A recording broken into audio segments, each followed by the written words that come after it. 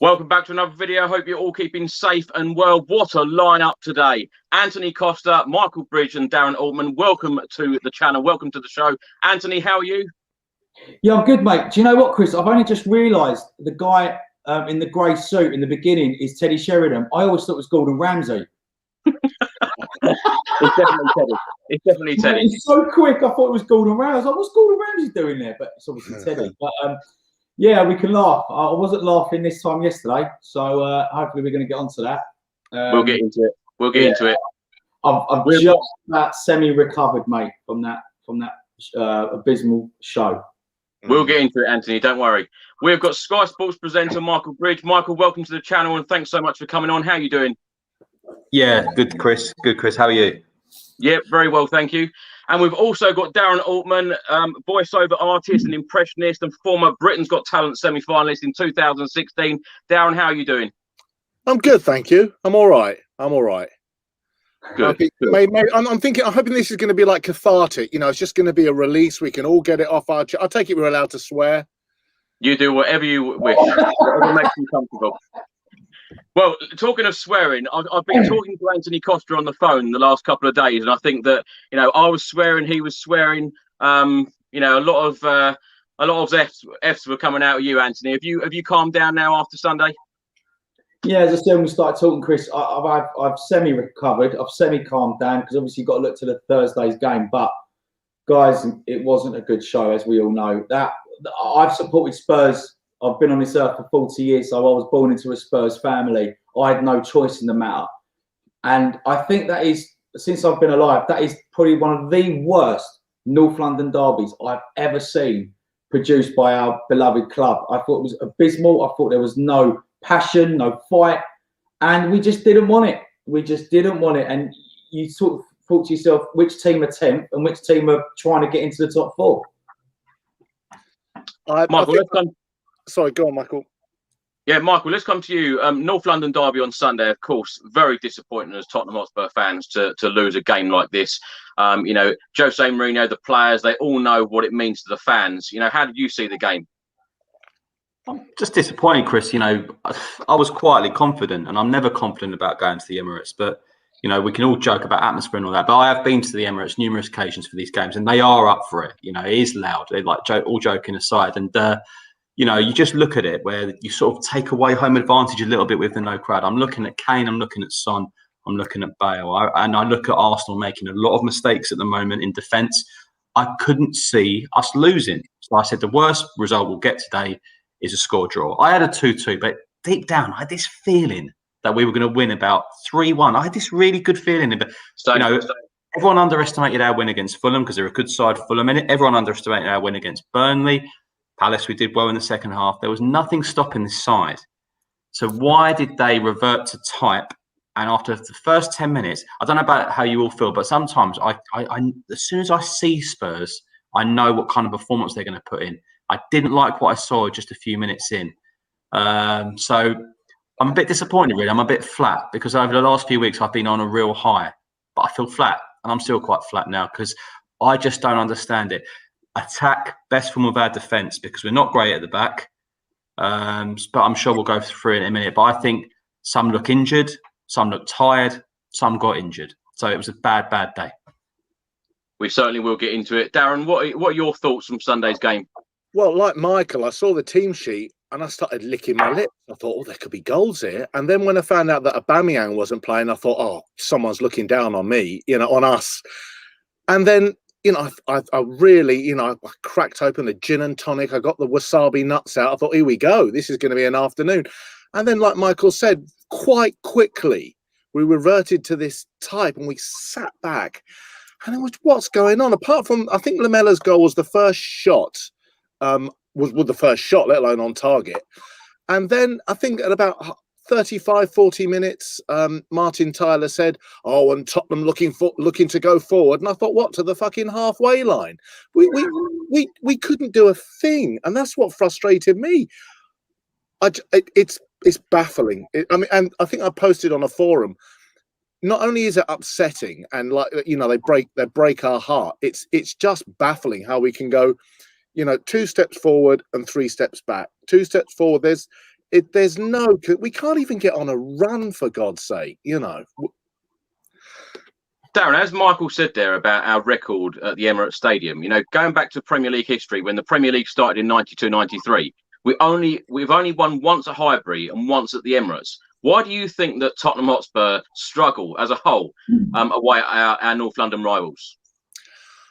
The thing is, if it was one team, you could say that, you know, this team don't perform well. But you know, if you talk about decades, then there's no rhyme nor reason for it, is there? I mean, is it Spursy? Are we just as a team, like as a? This is a horrible thing to say because it's our club, but have we not got any bottle as a club? Like, it's all very well playing flair attacking football, but fundamentally at the core of it, do you think that Spurs aren't, you know, a ballsy club that we can just think, right, we're going to have it here? Antony, let's come to you. Now, Darren rightly says there, licking our lips when we saw that lineup. You know, we all want to see attacking lineups. We all want to see super attacking football from Tottenham. When you see Lucas Moura in the team, when you see Heung-min Son, Harry Kane, Gareth Bale, all in the same team away at North London rivals, you expect goals and you expect shots. And as Darren said there, you know, our only shot on target in the first half, the Eric Lamela goal. Yeah, not good enough. Not good enough. I don't think I heard David Luiz's name on Sunday. I don't think I even heard Gabriel's name apart from that clearance. We just didn't test them. We just didn't want it.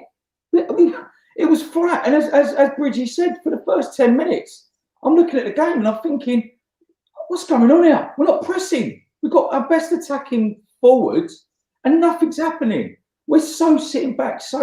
We've got mistaking us every week. We know that. And I've got some scores here from the 11-12 season to now, and we've been 2-0 up, 1-0 up, 1-1, 2-1 up, 2-0, 1-0, and we've gone on to lose them games at the Emirates. That's not good enough.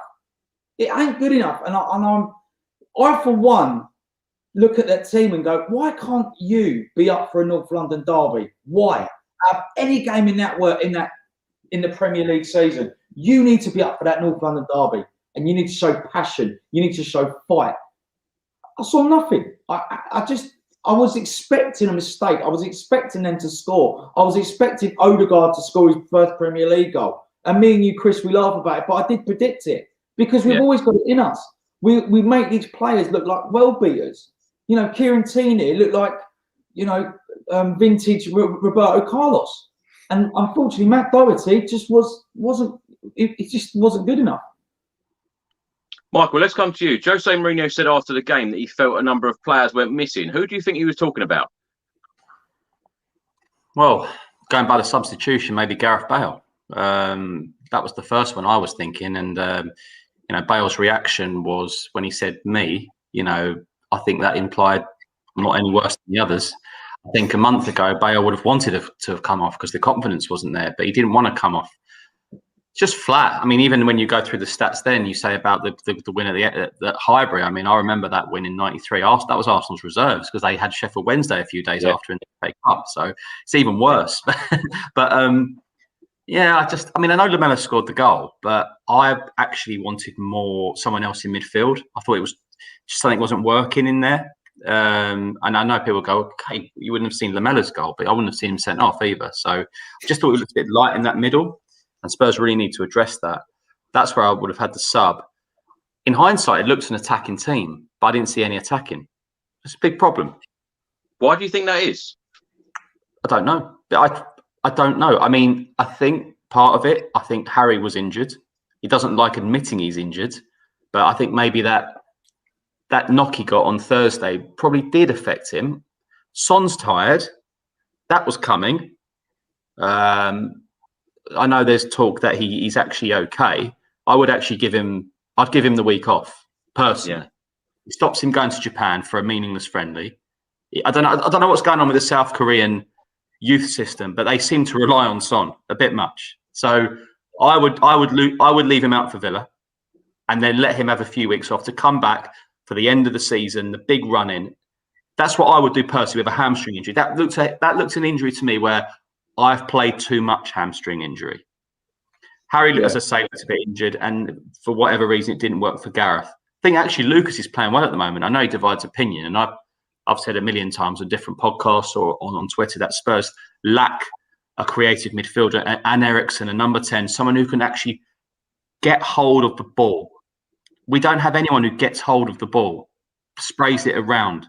Højbjerg looks a bit tired. He's played every single game.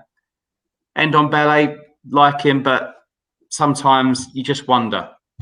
Didn't want it. Sometimes I'm not. So you're shrugging around when you, Michael. Sorry, mate. Sorry for that. Yeah, that's right. It's just so. And then Doherty, which wanted more from him on that right hand side. So yeah, as I say, I'm quite flat, to be honest with you, because I didn't expect it. I wanted more. They kept on attacking us down the left because they sensed that weakness. You got Bale and Doherty, and that's why everything was going down the left. There was obviously that they told them to do that. You target Doherty because he's not all that. Yeah. And I keep hearing, he's more of a right wing back. Come on, you telling me he can't play right back? I'm not buying it. But it's a disappointment. It's a real disappointment. I'm completely with you, Michael. I think, before this game, I'm not normally that confident in North London derbies, but, with the players that we've got, with the formation that Jose played and, everything about it going into this game, I don't know why, but I was quietly confident about getting the 3 points. Michael, staying with you, what have you made of Tottenham's season overall so far? Because, of course, it's been very up and down. We spent 5 weeks at the top of the Premier League. Lots of pundits were coming out saying that Tottenham were title contenders. Of course, Tottenham done some business in the transfer window in the summer as well to strengthen the squad. We didn't get a centre-back in, but we'll come on transfers later on in the show. But what have you made of Tottenham's season so far in the Premier League? Well, I've got quite a bit to say on transfers later in the show, so I'll leave that for now. But I find the season really weird, if I'm completely honest. After the Manchester City game and the Arsenal win, when you say we went top, it was all articles, how Jose Mourinho does it, how he orchestrates these wins. Then as soon as they go on a bad run, bang, bang, bang, Monday morning, this player says he doesn't like that training, that player doesn't like that. It's real up and down. And a few weeks ago on a Sky Sports podcast, I got slaughtered by non-Tottenham fans, it has to be said, because I said this still could be a great season for Tottenham. And look, it still can, because ultimately, if Tottenham win the Europa League, a huge if right now, but then it's a phenomenal season. They're back in the Champions League and they've won a major European trophy. If they win the Carabao Cup, all this trophy nonsense, which I'm sick of, I admit it, it gets to me, okay? It gets to me. It ends it. Done. However, if Tottenham win that Carabao Cup and finish 8th or 9th, in my opinion, that is still not good enough. Okay? Because the teams directly above Tottenham, Tottenham should be above them. They shouldn't finish below Everton. They shouldn't finish below West Ham. They're in a bit of a battle with Liverpool, maybe. Leicester, they're miles in front. That's unacceptable because they've recruited well over the years. So I'm not going to. Should I accept Tottenham finishing 9th and they win the Carabao Cup? Why should they? I don't think they should, because they shouldn't finish so low in the league and they end up in a third-rate European competition. But as I say, on the flip side, it still could be a great season. So I want to try and stay positive. Darren, what about you? What have you made of Tottenham's season so far? Like I said, it's 2 steps forward, 3 steps back. There's no consistency. We can't go on a run. And I mean, you look at the results, and occasionally we have a good, like the Palace, and against a good Fulham side who are playing well, full of confidence. You play well and you grind out a result, and then you get a thing like the North London derby where we just don't turn up and where we're shown to be pretty spineless. That's what I don't like. The idea that any manager can say, "Oh, we got Tottenham. If we take it to them, they'll just crack." And I don't like that.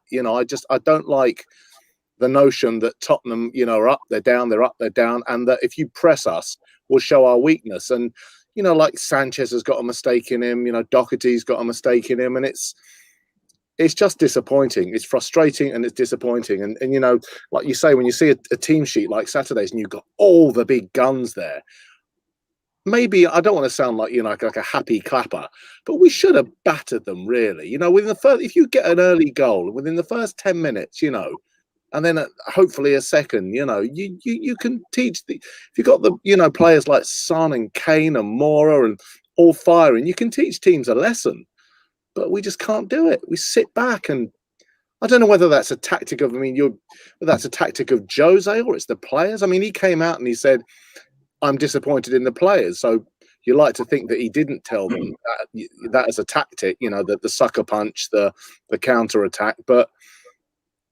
it's where you just cannot legislate it. And it's, you can't even look forward to games anymore. Sorry. You can't get your hopes up. You can't get, Antony, let's come to you. A lot of fans blame the players. A lot of fans blame Jose Mourinho, and a lot of fans blame the board. Where do you put it? What, for Sunday's performance? Sunday's performance, and whenever we lose, particularly that spell of when we lost those 5 out of 6 Premier League games. Yeah, we all thought, didn't we, Chris? We all thought we lost the dressing room, but obviously it didn't, because we went on that nice little run. But as Darren said, it's inconsistency. That's the heartbreaking thing. Sunday, form goes out the window. No matter if we're 2nd or 18th, form goes out that window. You need to turn up to North London Derby ready for war, ready to go at them. And I didn't, as we all saw. I didn't see nothing. When they got that penalty, I didn't switch off. I just walked away. I had enough, because that's when we started playing football in the 80th minute. Our first shot on target after Lamella's goal, 80th minute. That's pathetic. Come on. We're Tottenham Hotspur. We're supposed to be a beautiful, free-flowing football club, and we can't even turn up. It's just disheartening, mate. And Jose has broken his records for Spurs. All these records that he didn't want. He's never not beaten West Ham, Chelsea when he's Man United. Come to Spurs, Jose, and you break all your records that you don't want to break. But we'll make it for you, because it's Spurs. It's what we do. Antony, I hate being negative about my football club and dissing players, but how on earth can, those 11 players going out on that pitch, playing at the Emirates Stadium in a North London derby, why didn't they give everything? What is the answer? I just think they haven't got the mentality, and it's no matter who you bring in, what manager you bring in, whether you've got Ronaldo and Messi up front, we still haven't got the mentality, because we've got some players still there that have lost to Colchester's, that have lost to Norwich's in the FA Cup, that have gone to semi-finals and lost, and we just haven't got it. We just haven't got that mentality, and until that changes, it's going to be like this for a good few years. But when Josie came in, as you saw on the documentary, he dropped the C-bomb and said, you need to be a bunch of, and you think, here we go, maybe this is the turning point, and then,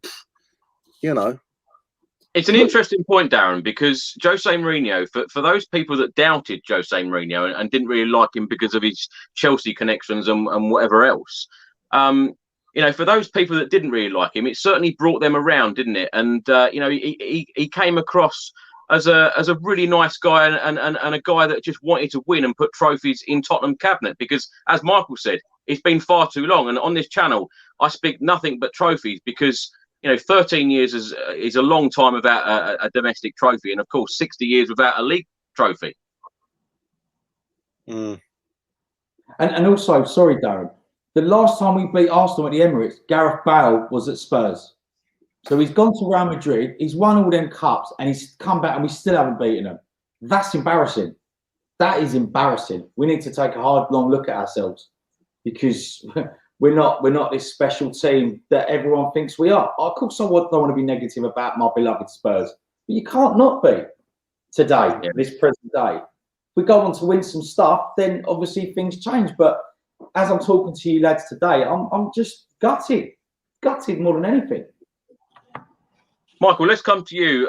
Your first time on the channel. I'd just like to know how you become a Tottenham Hotspur fan. Easy. What's that? What are you laughing for? I'm just laughing. Nutter he is. My dad. We're from Enfield. Proud to say it's nearest club. So whoever my dad would have supported. So it was an easy one. So cheers, Dad. Michael, I know we're going to talk about transfers later on, but how hard is it for you working on Sky Sports, talking about all these transfers? And of course, we had that period of 518 days with not signing any players. Well, you include the Jack Grealish in that. Then I had to be on set when Bruno Fernandes was joining Manchester United. I don't care what anyone says. Yeah. That has to be one of the most catastrophic ones we've missed out on. Yeah. When he cried when he thought it was his last game, and then all of a sudden he's a Man United player. It breaks me. And I don't care if people go on about penalties. He's scored 22 league goals this season.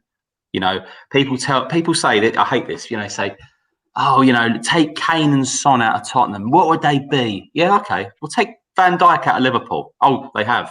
Not doing so well, are they? Take Fernandes, his goals and assists out of Manchester United this season. They'd probably be 7th or 8th. I can't prove it, but I think it. So the real. I mean, obviously they went with Lo Celso, and you know, so it still bugs me. But look, you've got to, you know, when you're on a mainstream channel, you've got to report it and for what it is and everything. But yeah, you look at it and see, you know, when you hear Tottenham beat West Ham last minute for Gedson, so West Ham got their second choice, Souček. So it's just, you know, when you hear things and, you know, you get frustrated and you get excited. I remember coming in on deadline day a couple of summers ago, and, you know, Dybala sounded close, and I thought I was in a dream. I thought I'm dreaming. You were. This is incredible. It's always, but I know we'll get on transfers later. But yeah, that one with Fernandes, because I just see how much he's changed Man United, and you know, you ask Man United fans just what an amazing signing he has been for them. It had just been an absolute cherry on the cake for us. Yeah, absolutely. Darren, let's come to you. Gary writes on screen now that he didn't know that you were a Tottenham Hotspur fan. Talking about the performance on Sunday, I know we've already done that, but tell us how you become a Tottenham Hotspur fan. Pretty similar to Michael's family. My dad, God rest his soul, was from Stoke Newington and Stamford Hill. And my cousins were Spurs. In fact, on my dad's side of the family, they are all, I won't say the A, won't drop the bomb, but yeah, because he grew up just down the road, up the Seven Sisters Road, it was that was me. Yeah, it was sort of, it wasn't even a choice, it wasn't even a decision. Same here, mate. Same here. Yeah. Darren, any favourite memories from White Hart Lane? Oh God, no. To be honest, I never have a season ticket. I've been a member, so obviously I get first refusal after the others. But I don't get a chance to go as much as I'd like to. I just scrabble for tickets here and there, to be honest. Favourite player, Darren? Favourite player? Oh, I just think the way Gazza played, I just think it was such a swagger, and the humour. You know, me sort of being an impressionist, and I just loved that playing with a beam on his face. But to be honest, Sonny does it for me now. Got a bit of a fanboy when it comes to Sonny. I think we all are, but I just think it's that swagger, that, you know, and the camaraderie, and I love that. That's what I love to see, and that's why all this is so disappointing at the moment, because, you know, you see all the videos and the social media stuff, and obviously the club put out what they want you to see, but, you know, it sort of excites you. And then the whistle goes, and then you think, oh, fuck. Michael, you must have interviewed so many Tottenham Hotspur players, past and present. Any favourites and any favourite stories? Oh my God, Chris, you got me there. I have to say, you know, I've never had a bad experience with any of them, really. I've never had one where I was like, oh, that was disappointing. I think you can tell by social media just what a club we are by they associate. It doesn't matter how many clubs they've played for; they always associate themselves with Spurs. You know, I'm still in touch with Mido, for example. You know, he's doing really well in Egypt. He's always texting me, "We, us. I told you this. I told you that." Paul Robinson, Yorkshireman, but every time we, this, that. You know, holds his breath when he comes into King's Cross, when he goes past the Emirates. He said it's his little ritual. When he comes into London. Michael Dawson, who's a friend of mine now, who's I've tried to get on Sky for so long, and I'm pleased to say he's getting on there quite a bit more now, and I think he's an absolute diamond of a bloke and a great ambassador for Tottenham Hotspur. Actually, on answering that, I get a lot of tweets from people saying, why have we got this guy? This guy hates Tottenham, blah blah blah blah blah blah. Like, firstly, they don't hate Tottenham, but I do get the lack of representation sometimes. it's not for the want of trying, though. You know, we have tried. You know, then there are some ex-players who just aren't very good on screen. But I think Michael Dawson ticks every box, and I think he'll be used a hell of a lot more if he decides to not play professional football next season. As you've mentioned it, Michael, I must ask. You know, like that game on Sunday, Arsenal Spurs, with Alan Smith being the co-commentator. How is that allowed to happen? Well, I mean, look, firstly, I mean, I have no say in it whatsoever. I mean, it's actually, I mean, I'm Sky Sports News. But I mean, all I'd say is that it's that kind of thing has never really bothered me unless I get a balanced game. You know, Gary Neville does Liverpool Man U, he does the Manchester Derby. If they call it down the line, it doesn't bother me. I mean, I'm sure people will disagree. It's like, there's some Arsenal people I cannot not dislike. I love Ray Parlour. You know, like, for example, there are people that just because he's Arsenal, you know, blah blah blah. I just want balance. I want something fair. But I can understand why people get angry. I do, but there's nothing. I have to be careful what I say, and but I do understand. I do understand. But personally, I just want a fair and balanced review of the game I'm watching.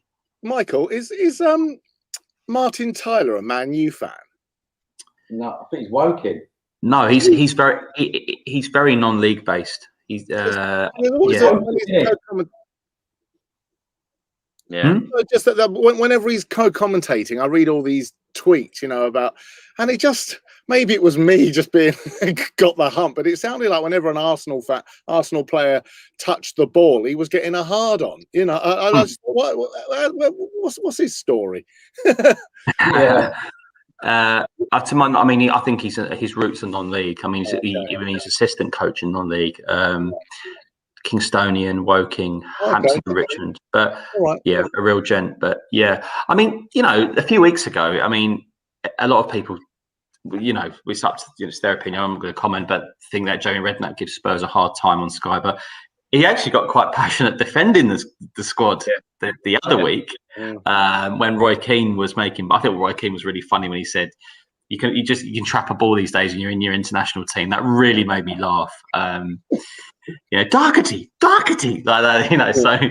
But no, I do understand why some have issues and grievances about it. But I think on the positive side, I think Michael Dawson is one who I've enjoyed speaking to, and I've developed a kind of friendship off the back of that.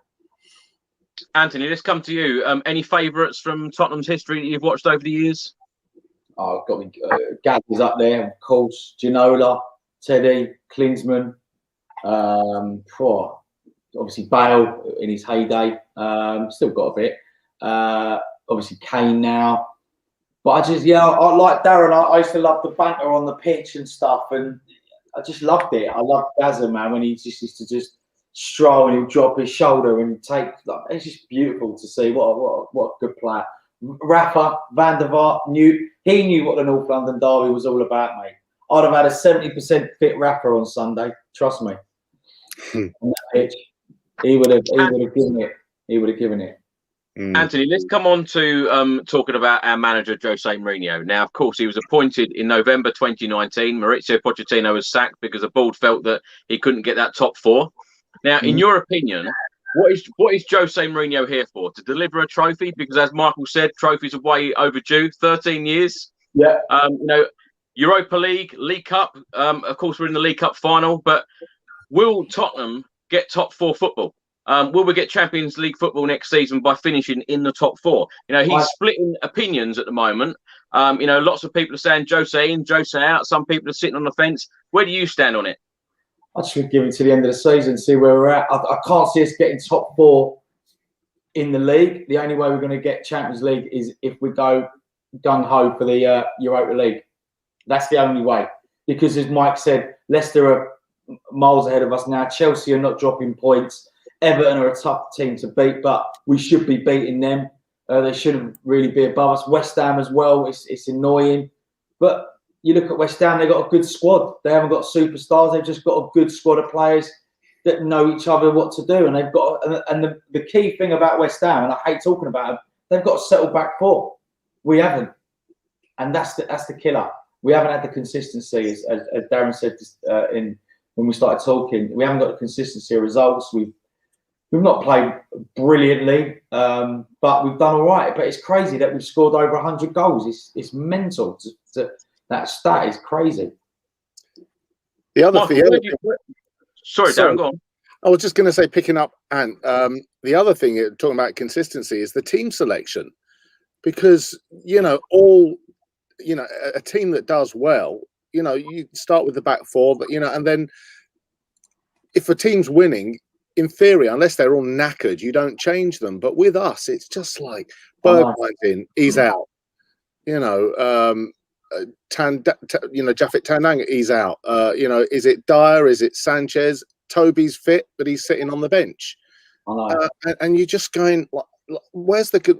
And you're trying to sort of think logistically. Is it because we're playing? I know we've played more games than like any of the clubs in Europe, or so. It's some stupid stat, isn't it? Michael will be able to tell us that stat. But is he duty bound to rotate because of tiredness, or does he genuinely, like Delhi in out? Is he can he not work it out for himself what he wants to stick with for at least 2 or 3 games? You'd know more than me. What is Tottenham's best four, though, Darren, in your opinion? Tottenham's best four? Yeah, at the back. You'd have Toby, Dyer over Sanchez, probably, Reguilon, and then, I mean... See, even you're struggling. Yeah. We were spoiled. We were spoiled with Walker, Rose, Toby, and Jan. We were spoiled. It was just that consistency, that back four. It was like a brick wall. I'd love to have seen Mourinho work with that back four in their prime at that time. It would have been even more unbeatable. But now it's just dribs and drabs, and he's coming in. And one thing I want to ask is, Doherty weren't great on Sunday. We all know that. But if he takes off Bale, right, who can literally change a game at the drop of a hat, right, and brings on Sissoko, I get why he brought him on.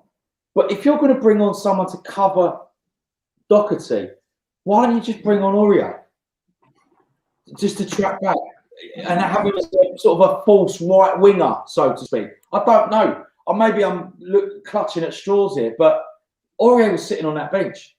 So why weren't he subbed? Why didn't he come on to protect Doherty in that position? Because Kieran Tierney would not have had that space. Michael, do you want to take that one? Because Anthony and I had a telephone conversation last night, and we were saying exactly this thing, that at half-time, both of us almost expected that Serge Aurier would come on at half-time, bearing in mind that the problems that Tottenham had in that first 45 minutes. That's the change I thought he was going to make, to be honest. In hindsight's a wonderful thing, isn't it? But I just think they should have done it. It's funny, people used to slaughter Trippier, but he's streets above what Spurs have got option-wise at the moment. And the 100 goals thing is a little bit misleading, because I think about 70 of them have been in the Europa League. So yeah. I think what's that playoff? Spurs won 7-1 in that. The Europa League, our group in the Europa League was, a lot of the teams were probably lower championship level. I'm just being honest. That's what this that's what the Europa League's about. As Mourinho says himself, it gets serious now. If you notice, like the likes of Vinicius, who probably the jury's out. Let's be honest, that's fair. But the amount of touches you get on the ball in these Europa League group games is, the Wolfsburger match. I couldn't believe. I knew nothing about them before the game. I couldn't believe how the level they were at. Unbelievable, really. But yeah, it's just so frustrating, isn't it? But it won't matter if Spurs end up winning something. But in terms of the back four, for me, it would be Aurier, Alderweireld. At the moment, you'd say Sanchez, but a few weeks ago, I wouldn't even have considered him, and Reguilon. But it's a real problem they've got there at the back. The big mistake for me with Jose Mourinho, and I understand why he said it at the time, but he said, I've been blessed with an amazing squad. And in hindsight, it's not an amazing squad, and it wasn't an amazing squad. And obviously, before lockdown, when Kane got that ruptured hamstring last season and Son got a really bizarre broken arm where he couldn't play, season was over. you know, got outplayed by Norwich in the FA Cup. Well, I know it went to penalties, but Norwich played us off the park. Leipzig, it was embarrassing. You know, thank goodness. Don't take it wrong, but thank goodness for lockdown in a football sense, because it got Tottenham to reset a little bit and those players to come back. It was just so poor, and you know, some need to move on now. Some really do. So yeah, it's going to be a very interesting summer. We'll move a lot of them on, Bridgie. Do you think we'll move a lot of them on? I think some need to move on. I think some need a fresh start. I mean, and I think it's fair to say, you know, they can turn around to even the Doherty situation. Just so I have to say, look, this hasn't worked. You probably could still get a bit of money for him. I can't see Aurier and Doherty staying. Harry Winks, does he need a fresh start at another club? You know, I'm just thinking of people you'd probably get money for. Dele, would you sell Dele, Bridget? I like Dele, so I wouldn't. I wouldn't sell him. But again, that's Dele's Marmite, isn't he, for people? You know, some say. I just think there's a poor Dele, 30, 40 million. A great Dele, 80 million. I can honestly, I don't want to speak on behalf of him, but I think Daniel Levy would look at Dele and say he's one of the last people I want leaving this football club because of his potential value. You know, we all forget what an amazing record he had when he came in. But some people think that's the Dele we'll never see again. I'm not so sure. I'm not so sure. You know, that Wolfsberger kick, the overhead kick the other week. There's still something and someone there. Let's see him against Villa. You know, let's see him Thursday. So I wouldn't play on Sunday. So yeah, who knows? But it needs a good looking at that squad. I mean, I know you're going to come on to transfers, but that was the one. What Tottenham really regret now is that central defender. That's exactly what I was going to ask, Marco. Were you surprised, particularly the job that you're in, that Tottenham just didn't get a central defender over the line in the summer? Well, I'm not going to be a smart ass about it because at the time I said this, and I'm going to be honest with you. So I said on air that if Tottenham signed Milan Skriniar, then I'm going to give it a 10 out of 10. Okay, so I'm going to be honest. Bale, I liked Doherty came out of the blue. I got a call from someone in the Midlands and I said, no, I've not heard anything about that. I said, if I'm completely honest with you, that's come out of the blue, but the Doherty thing happened. I think, okay. And Wolves fans, yeah, we really like him. All the signings that came in. And the Bale one was a great day. Great day. I remember breaking it on that Saturday. It was so exciting. Reguilon's is a really good signing. You know, so some have gone well. Some haven't gone so well. Højbjerg, I like. I sometimes wonder if I got a bit overboard on him. I'm not sure. Or if he's just a bit tired, I don't know. But he's knackered, Bridgie. He's knackered. Yeah. And Skip will come in next season. There's no doubt about that. I mean, Norwich want him back, but I can't see that. So yeah, sorry, Chris. Yeah, I would have given Tottenham a really high rating if they'd have signed Skriniar, and they did try. I just think that the clubs were so far apart in the valuation. But that's where they're going to look at in the summer, the defence. I don't know where Rodon stands. It's as if all of a sudden Jose isn't sure. I don't know. But would he need a Premier League loan? I don't know. But it needs a real looking at that defence. It really does. I love your reaction, by the way, at Hotspur Way when Gareth Bale come back. You could certainly tell that you supported Spurs that day. Yeah, it was. Yeah, it was just. So I did the Saturday and. Yeah, it was great, you know, and it's so exciting. And it's actually isn't it great the last few weeks that we've seen the Bale that we were hoping, and whatever you think about why it's not worked out so far. As I say, I don't want to keep being so negative. There's still scope and hope that this could still be a good season. And if we do get to the latter stage of the European competition, then that man knows how to win European trophies single-handedly. And Real Madrid just didn't appreciate him because I think he won 2 Champions Leagues, beating Liverpool, Atletico years ago. He sort of won it in stoppage time or extra time. So there is scope for still to be a good season. So although we're flat at the moment, and rightly so, it still can be a good season. And also, who's to say we don't get Arsenal again? I can see it happening, which I don't want for my heart. But it could happen because they're through. Please. No, I know. Take it, mate. Let's come to you.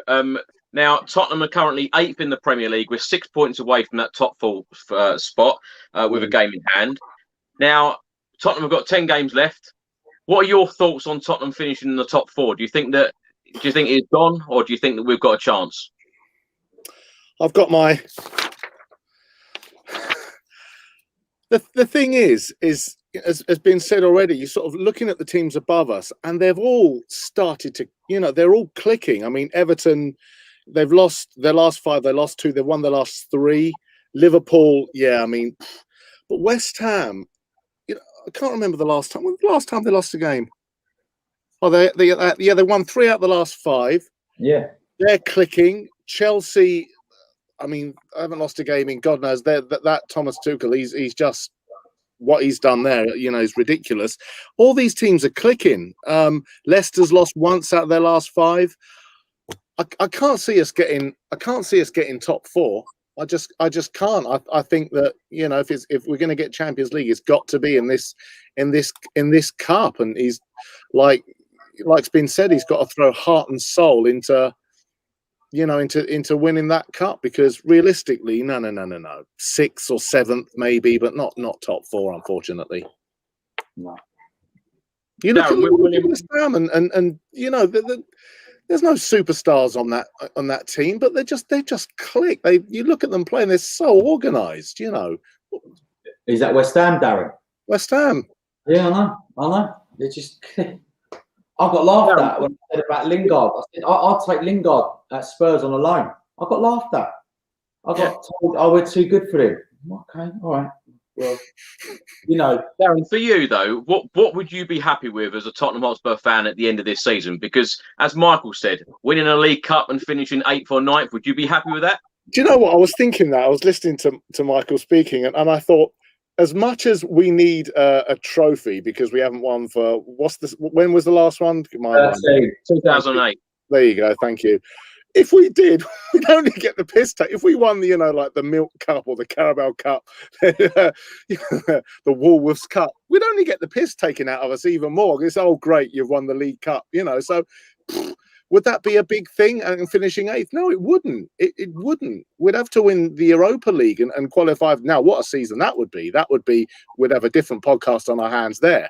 But coming 8th and winning the League Cup, no, it just doesn't. We need to sort ourselves out at the core, fundamentally. Sorry, I don't want to be the harbinger of, No, it's great. It's your opinion. It's lovely, mate. It's just that's what it's about. Would you be happy if I'm just desperate for trophies, Darren. I'm really. I've had enough of my Arsenal mates. I can't come back at them. I can't talk to them because all I'm getting is. They're like, Harry Kane's world class, but he hasn't won anything. Granit Xhaka's won more than Harry Kane. And I'm like, how can I argue with that? How can I even put myself in that, the same room? It's just so frustrating, seeing Arsenal mates of mine and Bridgie knows a mate of ours. We got a mutual friend. And he just kept texting me the other day going, "Oh, are you all right? You've been a bit quiet." Yeah, he's the worst. He's the worst person ever. And he's a mate of mine, but I wish he weren't a mate. I tell you, because that guy in question, I'm convinced hates Tottenham more than he loves Arsenal. He does. He'll never talk about Arsenal. He'll never tweet, "Come on, Arsenal." It'll always be, "We hate Tottenham and Arsenal and London is red." And you're like, "Oh, mate." I actually think Spurs should be given 6 points to start every league season, because only now people realise that. You ask most Chelsea fans, Tottenham's our rival, Tottenham's our derby. West Ham a few weeks ago, this is the one, here we go. I'm like, oh my good God. Literally, Arsenal, Chelsea, anytime I've been there as a neutral for work, stand up if you hate Tottenham. I'm thinking, hang on, you two have been the dominant London teams for 15 years and you're singing about Tottenham. It's bordering, it's unbelievable. And it's only recently, I think people are kind of starting to see it with the growth in social media. But I used to tell people, this is Chelsea's big game. They go, nah. I said, all right, then, when they come out to Liquidator, when it goes quiet, hear the top team they're talking about. So I think this is my campaign. Spurs need to start on 6 points at the start of every season. We'll still won't win nothing. No. That will secure sixth. Darren, let's come to you. Jose Mourinho, for you, do you think he's going to deliver trophies at Tottenham? Oh, I think he will. I think if we give him time, if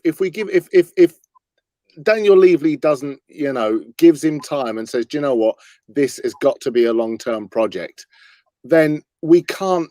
Oh God, this is a stupid thing to say. We can't not, pick up a trophy, but it's his tactics. And I've got quite a lot of Man U friends, and they all warned me as soon as I was getting all the texts and that saying, listen, he will break your heart, that man. He will win you a trophy, and he'll grind out results, but he will break your heart. And we've seen it with the style of football being played already. So but in answer to your question, I think he will win us. I think if we can pick up a trophy this season and kick on, then who knows what. But I mean, he's a serial. It's typical for one of the best ever managers in the game to come to Tottenham and not win fuck all. I mean, it's just you can see that. It's so Spurs, Darren. It's so Spurs, and I've said this to Chris many a times, and Bridget. It's just he's broken his own records, the ones that he didn't want. Not beating a top 8 side for losing 9 games in a row, conceding the most, and and losing that, and you're just thinking, oh, welcome to Spurs, mate. We'll break your heart. We'll break it for you. Anthony, do you think it's worse though, Anthony, the fact that we're all expecting trophies because, of course, this record is so great. He's won trophies everywhere he's gone. In his first season, everywhere he's gone, he's won trophies. Are we just expecting too much?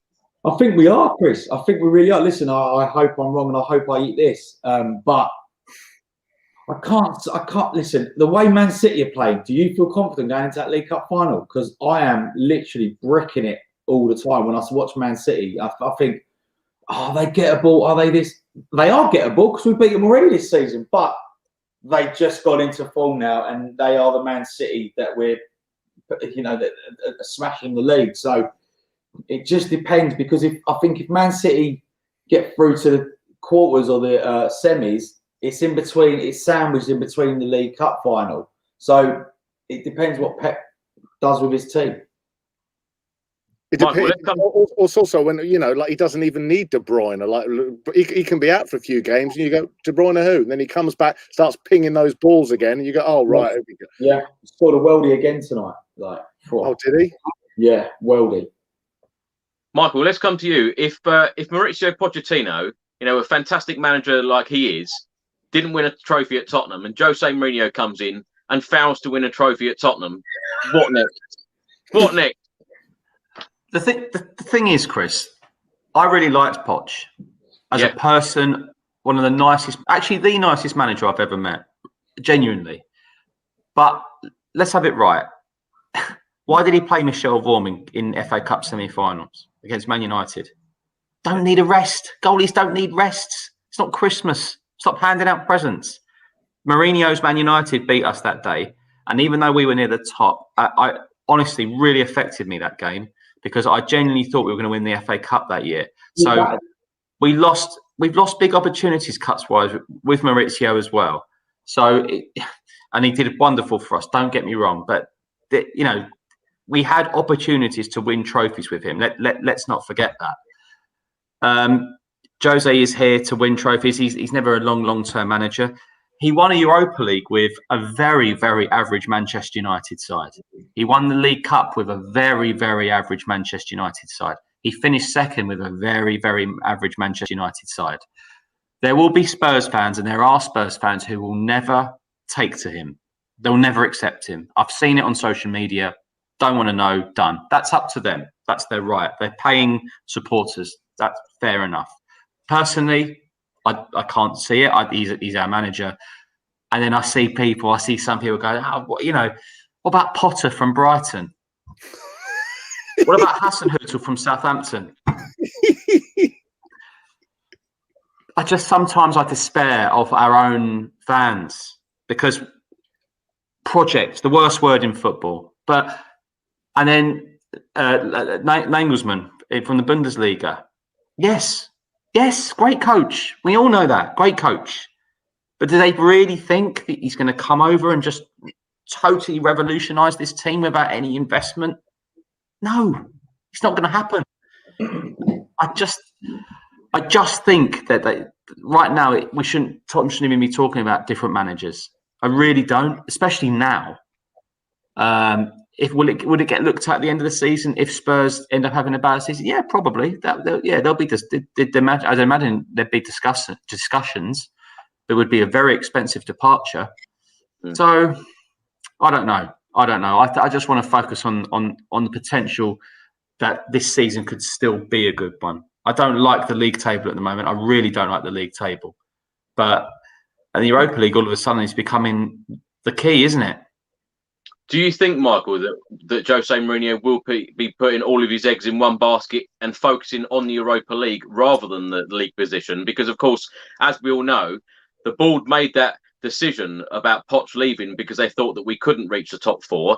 Then Jose Mourinho has said before, in the last 8 of the Europa League, you can smell the final. And, of course, we beat Dynamo Zagreb last week 2-0.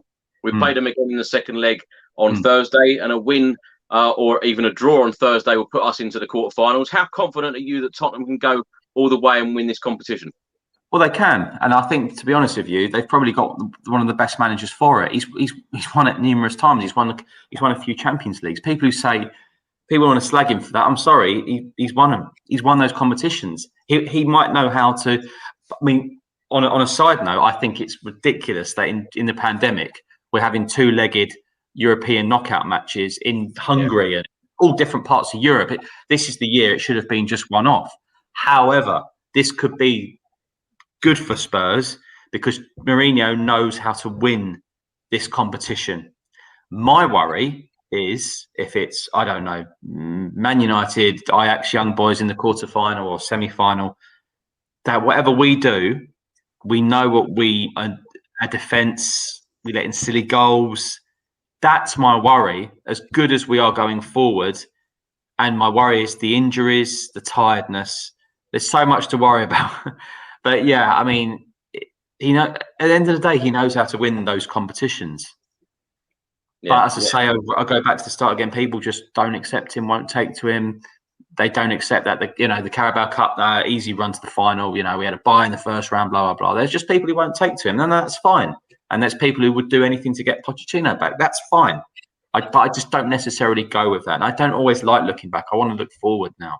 Poch is PSG a second in League One, Ligue A1 in France. They're second. But at the end of the day, they only appoint these managers to win a European trophy. Not that the French leagues and cups are prerequisite. That's you have to win them.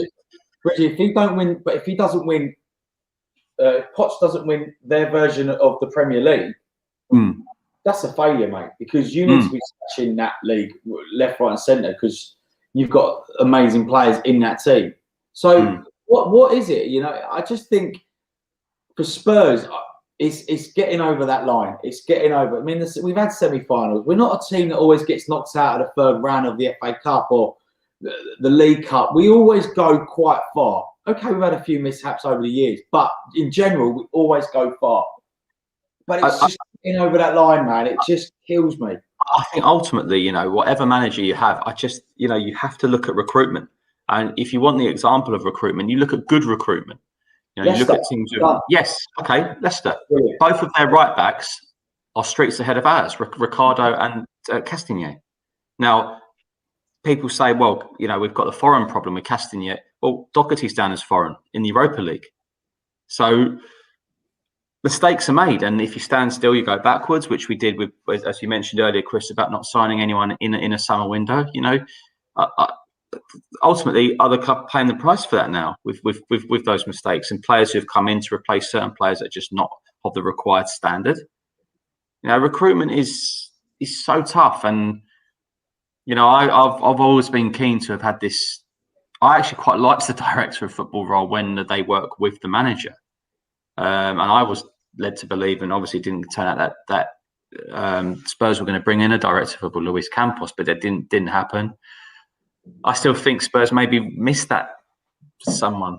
That's just a fan. That's a fan opinion.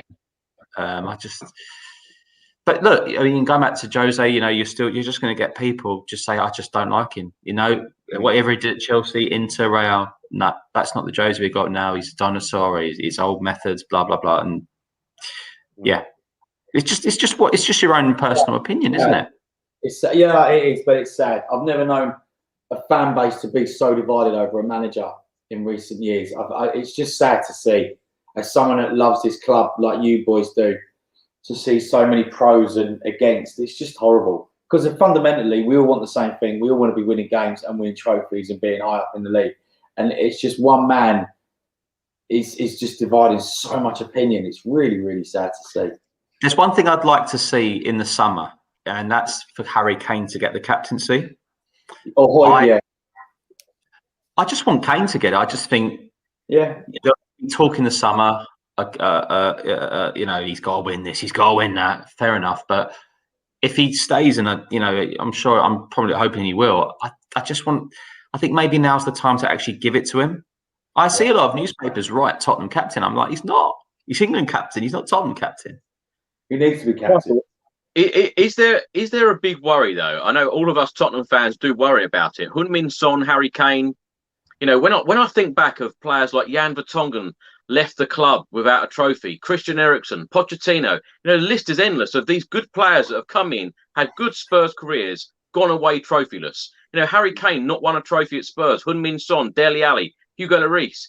It's crazy. If we don't win a trophy at the end of this season, is there a chance that Harry Kane and Heung-min Son could leave? Yeah, but I mean, the last time Spurs won a trophy, you know, Berbatov and Keane demanded to leave the club 4 months after. I don't think it... I think a lot is made with players when they say, "Oh, I'm going to stay if we win something." I'm not so sure. You know, Keane was desperate to go, Berbatov was desperate to go, and if some, you know, I don't necessarily think is a Carabao Cup going to keep Harry Kane. I don't know. I don't know him personally. I just, it didn't keep players before. I just think too much is made of it. I think you need the whole package. You need to be winning something and being near the top, to be going for something again. I don't necessarily think I've got a Carabao Cup medal around my neck. You can tell my agent I'm not interested to hear anything in the summer. I just don't think football works like that. Darren, how do you stand on it? Because if Sonny and Harry Kane did win a League Cup medal, you know, do they say to themselves, "Well, we've won a trophy now, you know, so we'll leave. You know, job's done at Tottenham"? Or do they think that Tottenham will go for the Premier League, you know, and have vast investment in the summer? Jose Mourinho stays. Jose Mourinho wants to win the Premier League and go for the Champions League as well, you know, next season. How do you think it will pan out? Only a few days ago, I've forgotten who it was, WhatsApp me some nonsense bullshit article about Harry Kane leaving, and I looked at it. I thought, where'd you get this from? You know, it is a concern. You know, I mean, you get the impression that Sonny is absolutely, you know, head over heels in love with the club, but obviously he knows what he's worth now. He's a global superstar. You know, he's mega.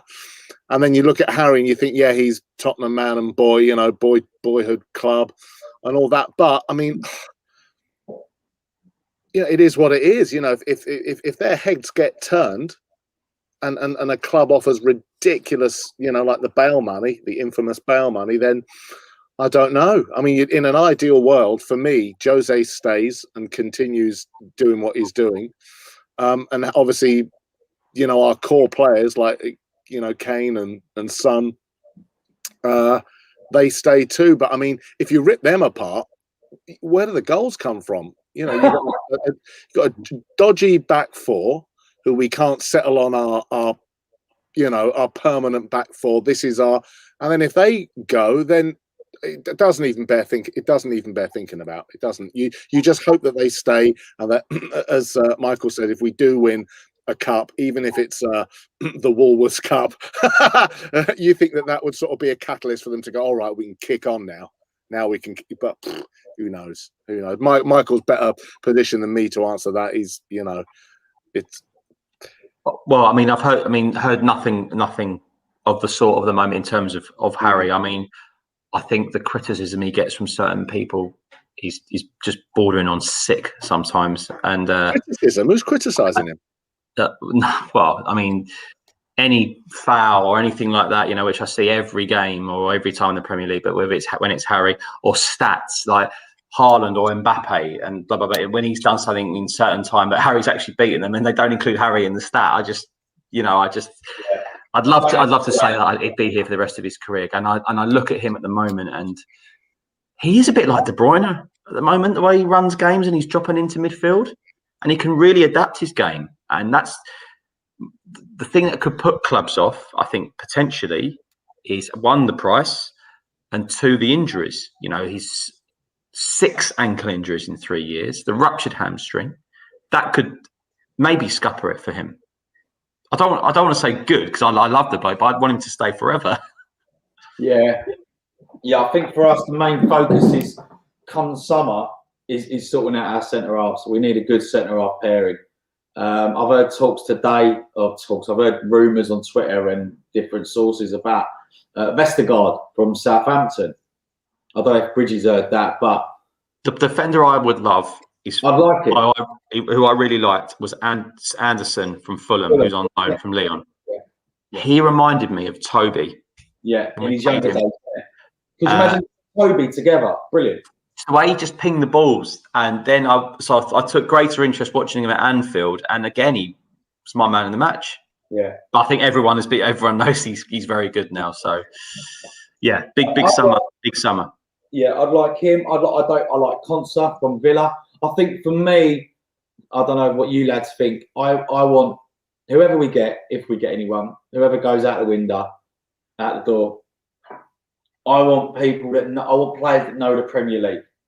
That's my theory. That's what I want, because I can't be having players coming over from another country who are world beaters in their country and come over here to Spurs, and it takes them a year to get used to the climate of the Premier League, playing over Christmas, the FA Cups, the third rounds here, the rainy night in Fulham or whatever.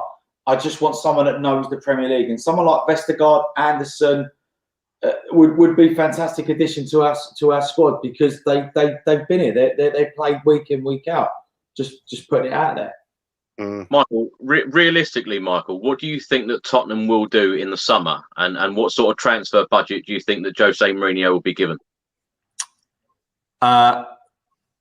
Firstly, what I'd say is I think out of most clubs in the Premier League, I'd say Tottenham are probably the most affected. You know, you had this beautiful stadium with the revenue going up tenfold, and then all of a sudden it stops. Anthony Joshua's fight with Kubrat Pulev not happening. All these rugby events, you know, it's going to affect the club. You know, the sponsorship of the stadium is on hold. When at first, let's leave it, let's wait for the bids to come in. Now it's you know, it's a big problem, and that's one I think all as fans do realise. And there might be a sell first, buy later, but I still believe that there is money, and there will be money there if hopefully this works out to be a good season, and Jose Mourinho says, "Look, this player is who I want. We can get him." I'm still hopeful that. I think Daniel Levy realises that they don't want to miss the boat, and the Champions League is so important for this club.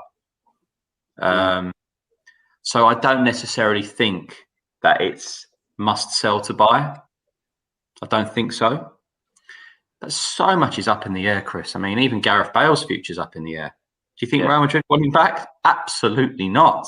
I want him. I'll let him stay for another year, Mike. Oh yeah, I mean, with fans there next season, I probably would. Yeah, I probably would.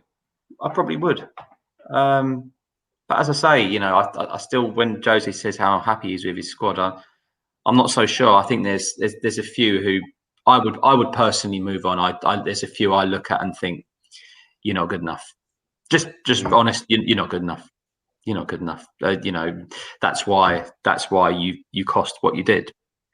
And I just wonder if they'll address that. Michael, with the business though that Tottenham would look to do in this summer, would we be looking to finish, you know, in the top 4 again next season? You know, because us Tottenham fans want to hear the words of, you know, we want to start challenging for the title. You know, I know some people would laugh at that, but you're in football to be winning trophies and chasing the big ones.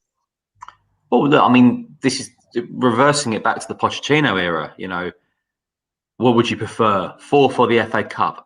I used to say, sorry, why not both? The FA Cup's only 6 games. The League Cup's about 5. I hate this either or. The only time where there has to be sometimes a decision is really the Europa League. It's just such a clogged up mess of a competition. How can you have a round of 32 when you've had a group stage? I mean, it's just mind-boggling. And with this third competition coming in, which we really don't want to be in, but it kind of, from what I've read, it filters that out. So hypothetically speaking, if you finish top of your Europa League group next season, you go straight into the round of 16. So you don't have to worry about the round of 32. So there will be an incentive in these early stage group games, which sometimes, I don't know if you all feel it, they can be quite feeble and hard to watch. There will be something on these games. You really do get the feeling now, like you were saying, Michael, that it's just a long slog going out to all these Azerbaijan and all the, Georgia and all the, there's excitement because you're watching Spurs, but you don't get a buzz about it. You just go, all right, here we go again. It's Thursday. It's a slog, isn't it? Yeah. And do you know what? The thing is, another thing, when the team came out Sunday, I was really happy, and I thought Mourinho made the right amount of changes from the Thursday game. Arsenal were in Greece till Friday. There's no real excuse, because I think in the past, AVB, for example, he used to be in press conferences, and I swear he said something sort of once about wanting to I want to be the first manager that retains the Europa League. I thought, well, all right, that's nice for you, but what about us? The obsession with that competition, but it affected our league form. But I do think Jose Mourinho at the moment has got the balance right with it. But as I've come back to it, ultimately, Tottenham should not be finishing 8th or 9th this season. I personally think that is completely unacceptable. And I don't see how anyone can turn around and say it isn't. Darren, let's come to you. Talking transfers, who would you like to see leave Tottenham this summer, and any players that you'd like to bring in? My God Almighty, it's leave Tottenham. I mean, I think there's a lot of people that run around quite a lot, and you sort of think, where's their end product? I mean, Harry Winks, I think he's industrious. He works. He wears his heart on his sleeve. But I mean, I think he flatters to deceive. I mean, he would go and you wouldn't miss him, bless him, because he absolutely loves the club. But he runs around and then he plays it backwards and sideways and right. He could go. Aurier could go. I mean, Doherty. I know they're both on the right, but Doherty, I think he really needs to impress. The games that we got coming up to the end of the season to sort of change our minds. It's just, Sanchez, there's always him and Dyer, there's always mistakes in them, even when they have great games and put fantastic blocks in. I think Sanchez put a couple in on Sunday, really great blocks, but there's always a mistake in him. You just go, you're sort of watching them like that, That's how you watch Tottenham, from behind the bloody sofa. So I think there's a lot of players in our club that flatter to deceive. I think they're very average players. Is that not a big worry though, Darren? Because whenever I ask any Tottenham fan this question, they come out with this very, very long list of players that they want to leave. Pochettino said it was a rebuild, but when the fans are talking about players they don't want at the club anymore, it seems like the job of a rebuild is absolutely huge. Yeah, I mean, even the striker that we bought, Carlos Vinicius, I mean, was that Mourinho's first choice? I don't know. Where did he come from?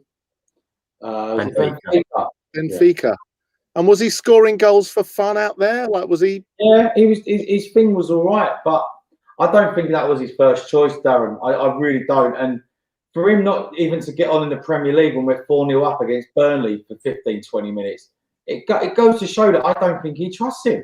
Or he doesn't rate him, because this is what I was saying about the vast majority of players. He doesn't trust, apart from Kane and Son.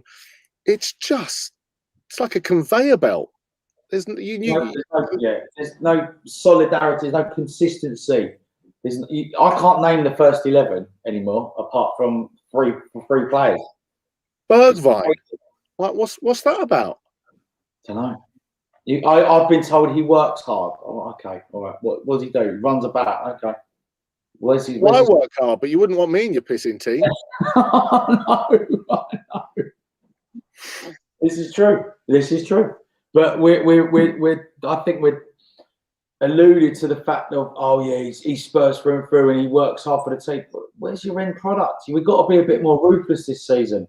I've said it to you, Chris, and I. We've got to be ruthless. The sentimentality has to be taken out of a few players now, because I can't be seeing a few players next season wearing the same shirts. It just grates on me.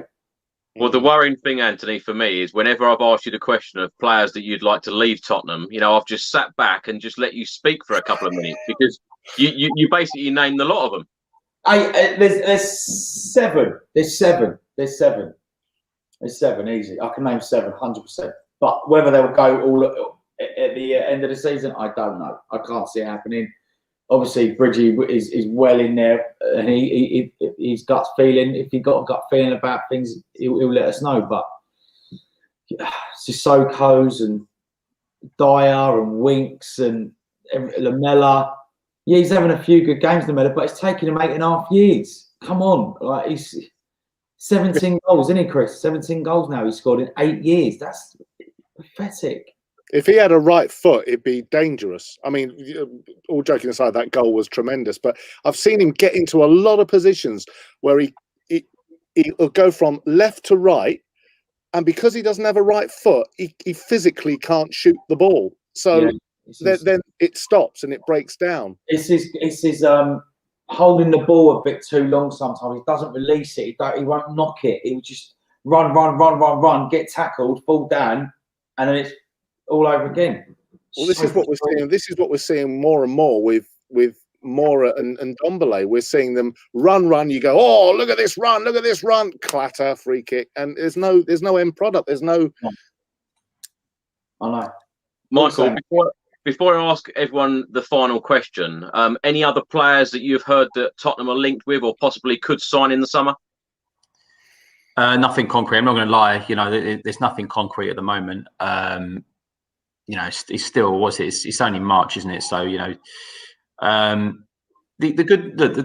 on the positive side, Tottenham should bring back Sessegnon and Oliver Skipp, who've had 2 very good loans. They will be integrated back into the first team. Dane Scarlett is genuinely one that they're excited by. I'm sure he'll be integrated a bit more. Troy Parrott, bit worried about him, if I'm honest. A little bit worried. His loan spell at Millwall didn't go very well at all. Don't know where that really leaves him at the moment with Spurs. In terms of incomings, nothing yet. I mean, Sabitzer's, there's interest, but every European club is interested in him. So it's just whether Tottenham are the successful team. So yeah, it could be another 7 in and 7 out again, and needs must. But it was a very, very quiet January for everyone. Everyone keeping their powder dry potentially for the summer, which I do think will happen. Michael, let's start with you. Last question for you all. Give me a prediction of where you think Tottenham will finish in the Premier League, and what will we end up with at the end of the season? Will we end up with a Carabao Cup, a Europa League, or even both? I'm the one who says be positive, because I've been really flat last few days, but I think Tottenham will finish 6th, and I don't think they'll win. I think they'll lose to City, and I don't think they'll win the Europa League. Just purely because I think there's too many mistakes. I know. I really hope I'm wrong. I just think there's too many mistakes in the team. It's great as we are going forward. I just think still, when it gets a little bit tougher in the Europa League, just conceding goals is my worry. But I really do hope I'm wrong. And in terms of the Carabao Cup, Jose Mourinho knows how to beat Guardiola, and he's done it numerous occasions. They don't really like each other on a personal level. So, I can't see Guardiola rest. I'm not even going to be worried thinking that City will rest too many. And as Darren said earlier, what does it matter? City's bench is incredible. But I'm going to say 6th with no trophies, but I really do hope I'm wrong. The thing is, though, Michael, he's got teams over the line so often. It's a 90-minute game. Anything can happen. So, Absolutely. Absolutely. Me and Anthony have said many times, if you want someone to take you to a final and get you over the line, Jose Mourinho surely is your man. Chris, I'm an animal lover, but he's the only trophy hunter I endorse. Jose Mourinho. That's wonderful. Darren, what about you? I think I'm just looking down at my. I think at best 6th. I think I can't see us beating Man City. I'm really sorry. I just think they are heads and tails above anyone. I mean, the game that Gabriel Jesus had on when they beat Southampton. My God Almighty! Whew. I can't see us beating them. And Europa League. I mean, it's a long chalk. I think 6. Possibly, like Michael said, with no trophies. But if we dare to dream, then maybe we can say the Europa League. But I don't think so. I don't think so. And I think, again, I think it's going to be another disappointment. I really hope I'm wrong, but I can't see us beating City. And I think that to go all the way in the Europa League, my God, what a challenge that would be. Christ. Do you know, I expected a completely different answer from both of you. And I know I said that was the last question, but I've got to come back and say, if that was the case, that Tottenham finished 6th without a trophy at the end of the season, is Jose Mourinho not under serious pressure then? You look at the way, let's just take West Ham and Chelsea, just the two of them. They are absolutely fine. They're purring. They're purring. They've got a team. It's like we said all along. They've got a team. Everyone knows their role, and they're purring. Like, unless they start to go on a slump, and but I just can't see that happening at the moment. I just can't. Liverpool.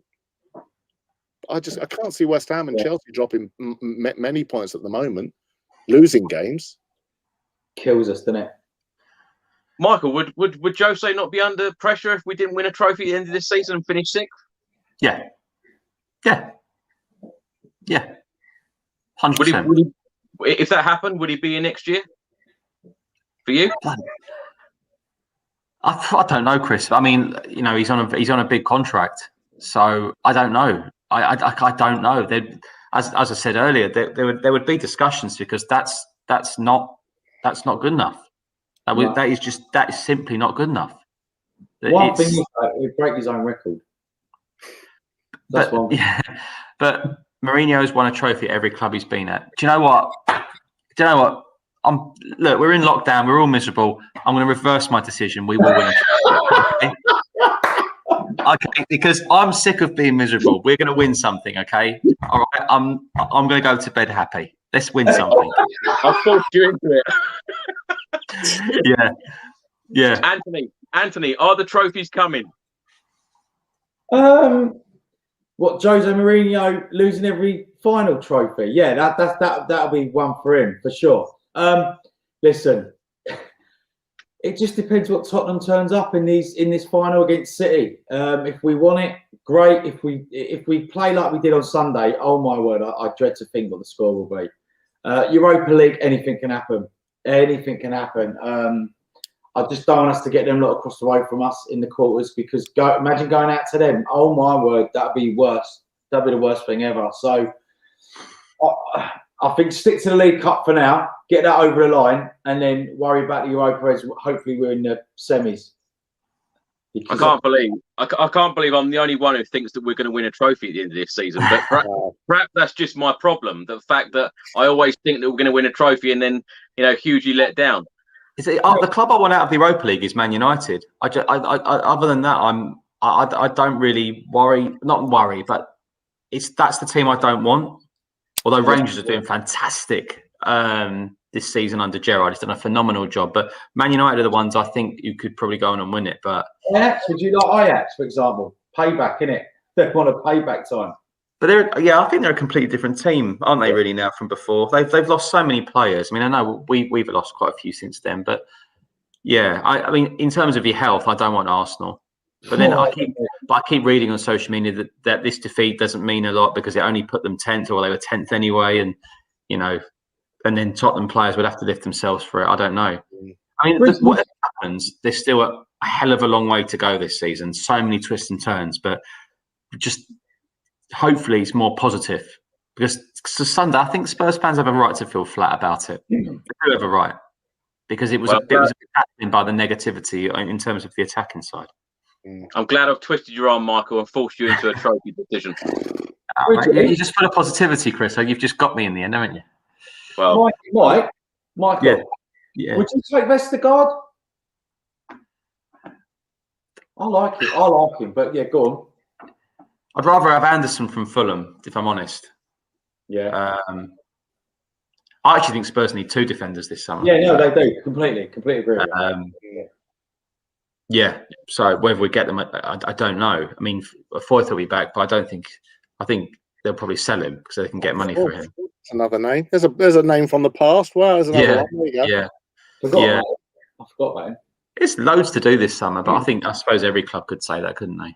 Loads of, so, I'd imagine, clubs will be in for Haaland, but I want City to get him because, they blow everyone out of the water, whereas you try and go up against the other sides, like the Chelseas, the Liverpools, the Uniteds. You don't want them really strengthening. Yeah. I don't want it. I'm worried that you've got the impression that I'm a fucking moaning mini here, but I'll tell you what it is. Even when we get beat, like battered, there's a part of me that goes, that's all right, because Josie will take them and he'll give them a talking to, and we'll come out the next and we'll show them. And in many ways, maybe that's good that we've been. So my glass is sort of half full, but then it happens again. We get beaten again. You just think, oh fucking hell. So I do sort of try and positively, put a positive spin on things, but it's just that this fuck it.